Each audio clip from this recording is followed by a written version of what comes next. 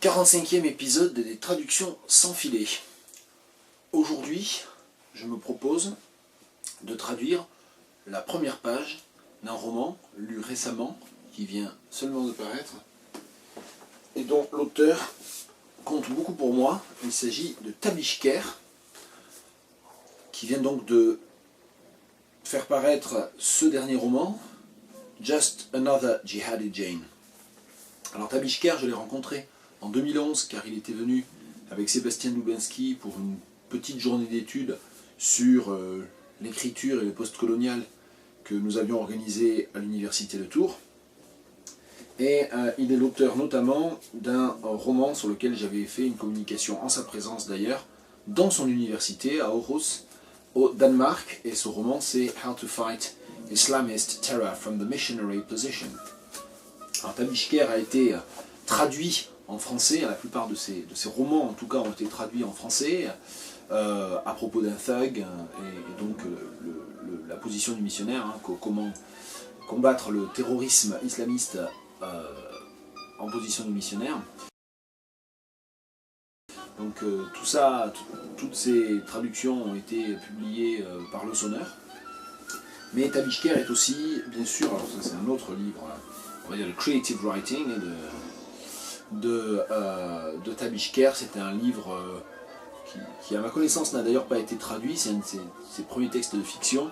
C'est ce que les anglophones appellent parfois composite novels, c'est-à-dire ce sont des nouvelles enchâssées ou des nouvelles qui s'enchaînent ou qui ont des liens entre elles un petit peu, un peu comme Catherine Mansfield d'un certain point de vue.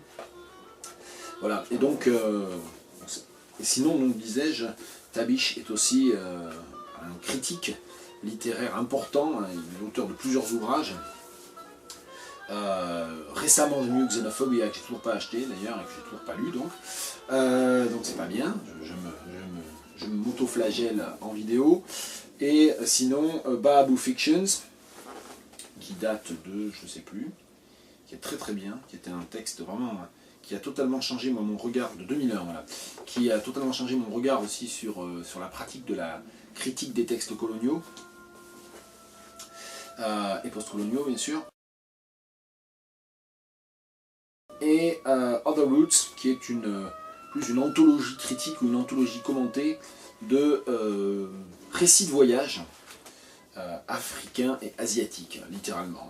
Le sous-titre de Other Roots, c'est 1500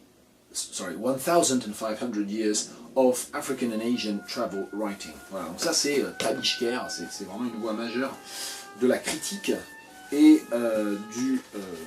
de la prose en anglais contemporaine. Alors évidemment, on pourrait schématiser en disant voilà, une des voix indiennes en quelque sorte, sauf que Tabish a été quand même assez influencé par des séjours répétés au Royaume-Uni, et surtout qu'il est installé depuis maintenant de nombreuses années au Danemark, donc il appartient aussi à cette diaspora, ou à ces écrivains de la diaspora, à ceci près que son œuvre finalement ne thématise pas la question de la diaspora, qui moi a tendance à m'ennuyer, je dois avouer, c'est sans doute subjectif, mais par exemple j'en parlais encore la semaine dernière dans les livres de Chimamanda Ngozi Adichie, dont on dit le plus grand bien, et à raison. Celui qui m'intéresse le moins, c'est Americana, et le roman qui a fait la sensation un petit peu de la rentrée littéraire aux États-Unis, qui est le premier roman en anglais de la Camerounaise Imbolo Mbouek, une jeune auteure camerounaise, elle a une trentaine d'années, je crois, 31 ou 33 ans, je ne sais plus. Behold the Dreamers, qui a signé en fait pour ce roman, je crois, qui a reçu $1 million en avance de surdroit, ce qui était relativement inhabituel pour un premier roman d'une africaine de surcroît. Ce roman a été d'ailleurs, Behold the Dreamers, publié simultanément en français, donc la traduction française a été publiée simultanément.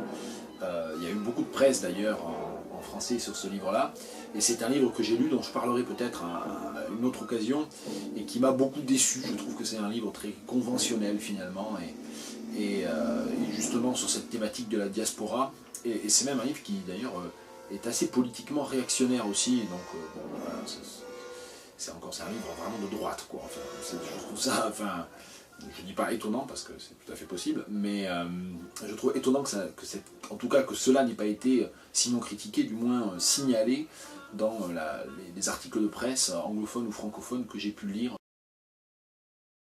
Bien, donc pour en revenir à Tabish Kerr, c'est quelqu'un qui a beaucoup d'humour, qui a une très très grande finesse, dont la langue est très, très forte aussi. Et donc ce roman, en fait, est le récit à la première personne d'une musulmane britannique qui a été radicalisée à un moment donné, qui raconte sa radicalisation. Et donc c'est en, je ne sais plus s'il y a 10 ou 11 chapitres, j'ai un doute là en le disant, parce que j'improvise aussi les présentations. Voilà, c'est en 10 chapitres. Et les 3 premiers chapitres se passent au Royaume-Uni et portent justement sur la radicalisation. Donc c'est l'histoire principalement de la radicalisation de 2 adolescentes britanniques, musulmanes, qui se retrouvent en fait dans un des fiefs de l'État islamique, et à qui il arrive un certain nombre de choses que je ne vous détaille pas pour vous laisser la surprise. Alors le livre Just Another Jihadi Jane n'a pas été traduit encore en français. Je crois que moi j'espère que bien sûr l'éditeur historique de Tabish Kerr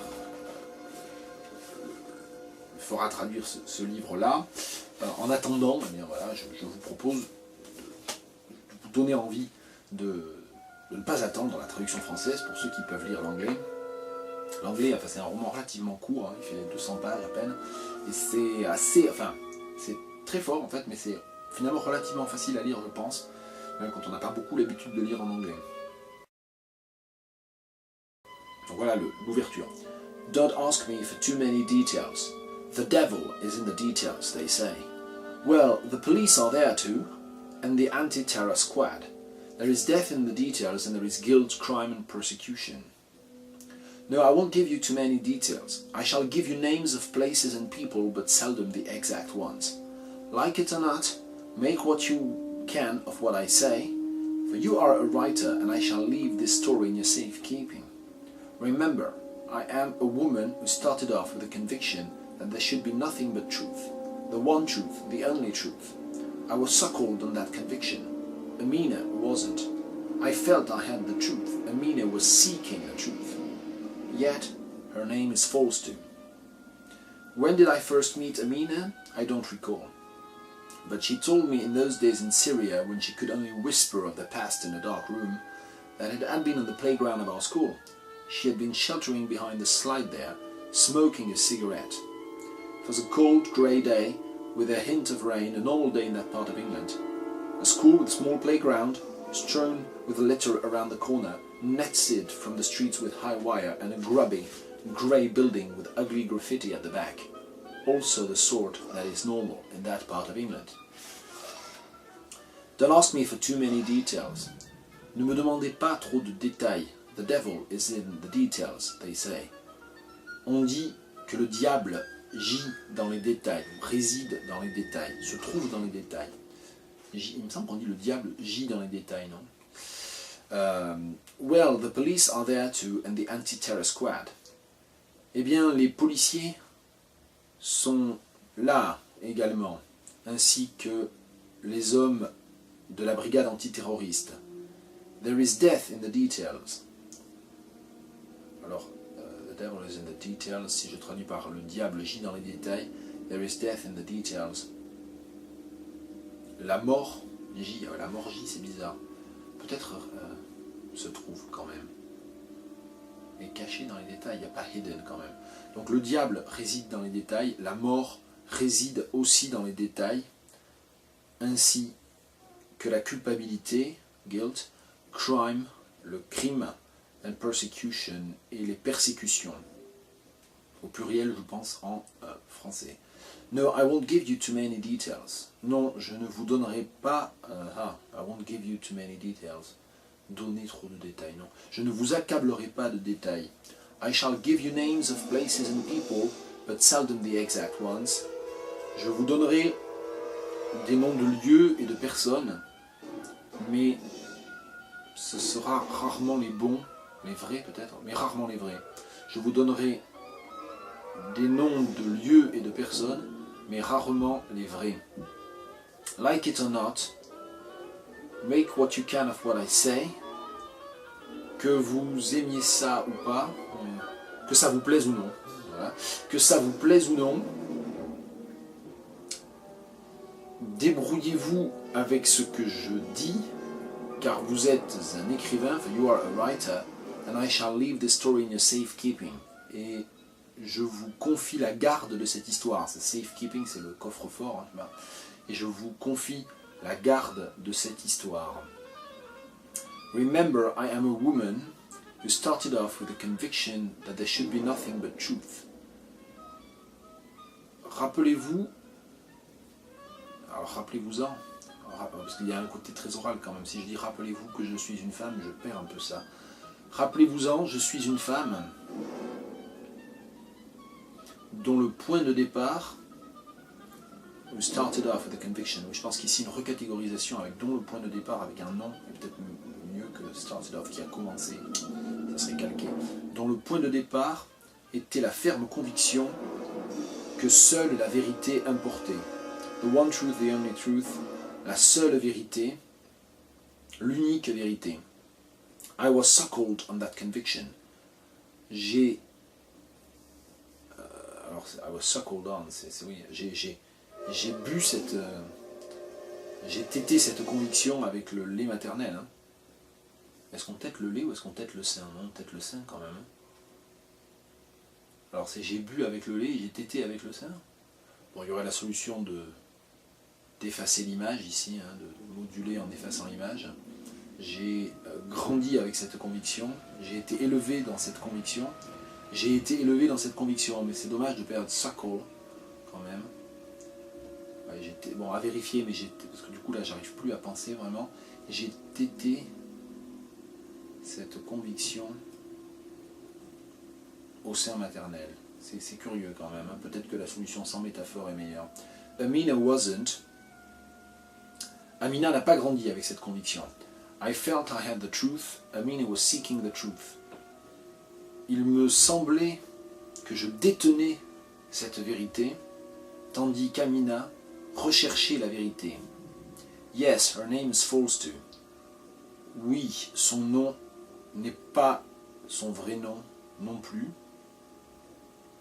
J'ai changé son nom aussi. Finalement, her name is false. Oui, j'ai changé son nom. J'ai aussi changé son nom. Oui, j'ai aussi changé son nom. Her name is false. Donc là, je fais une modulation avec renvoi à la personne. Her name is false. J'ai changé son nom. Oui, j'ai aussi changé son nom. When did I first meet Amina? I don't recall. Quand ai-je rencontré Amina pour la première fois?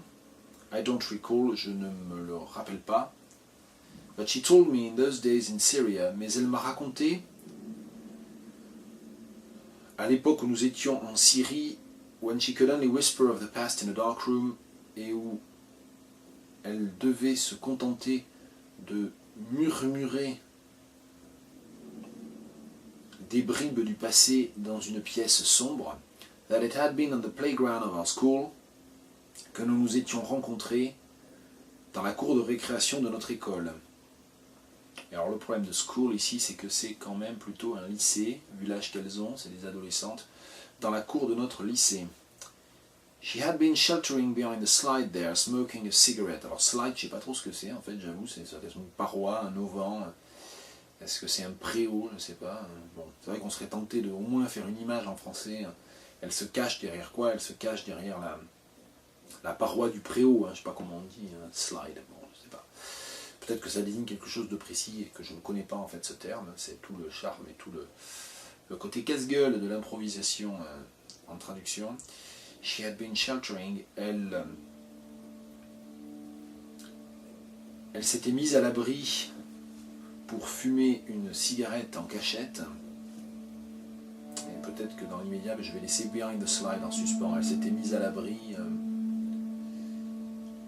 derrière un mur en fait. Bon, pourquoi pas. Derrière le préau peut-être. Elle s'était mise à l'abri derrière le préau pour y fumer une cigarette. It was a cold grey day with a hint of rain. C'était une journée grise et froide, légèrement pluvieuse. A normal day in that part of England. Un jour normal pour ce coin-là d'Angleterre. A school with a small playground, un lycée avec une petite cour de récréation, strewn with litter around the corner, avec des amoncellements de détritus dans les coins, hein, c'est ça, dans les coins, netted from the streets with high wire, protégé des rues avoisinantes avec des... Alors, high wire, c'est quand même pas du barbelé, mais c'est quoi? C'est du fait avec une clôture en fait, hein, avec une clôture haute, protégé des rues avoisinantes avec une clôture haute, and a grubby grey building with ugly graffiti at the back, et un bâtiment. Alors, quand je vois grubby, moi ce qui me vient c'est le mot gascon arugnus, mais je pense pas qu'on puisse admettre de traduire Tabishker dans un mélange de français et de gascon. Un grubby grey building, voilà, vous le saurez, pour moi c'est un bâtiment arugnus.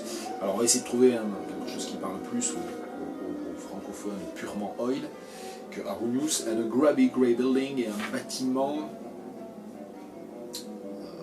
en mauvais état, hein, c'est ça, délabré, ouais. C'est pas exactement délabré, c'est moins fort, grubby. Et un bâtiment gris et délabré, recouvert de graffiti hideux, alors at the back, sur le mur de derrière. Also the salt that is normal in that part of England.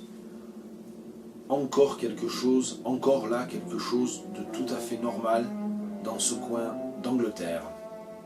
Voilà donc une tentative de traduction des trois premiers paragraphes du premier chapitre de Just Another Jihadi Jane de Tabishker.